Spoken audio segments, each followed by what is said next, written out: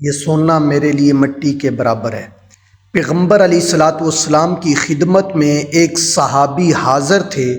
شاید ان کی نئی نئی شادی ہوئی تھی یا کوئی وجہ تھی کہ ان کے ہاتھ میں سونے کی انگوٹھی تھی۔ پیغمبر علیہ الصلاۃ والسلام نے دیکھا تو ان کی انگوٹھی اتار کر پھینک دی اور فرمایا کہ میری امت کے مردوں کے لیے سونا استعمال کرنا حرام ہے۔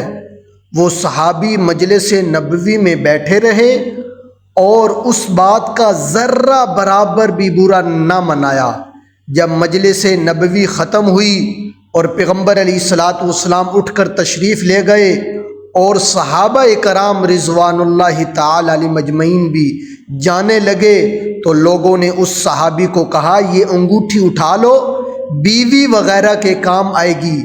مگر اس سچے محب رسول نے جواب دیا کہ جس چیز کو میرے محبوب نے نفرت سے پھینک دیا میں اس کو اٹھا نہیں سکتا۔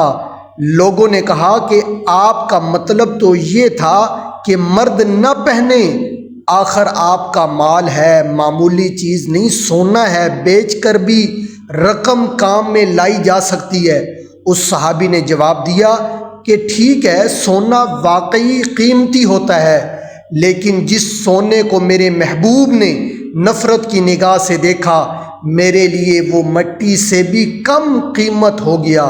چنانچہ وہ انگوٹھی وہاں ہی پڑی رہی۔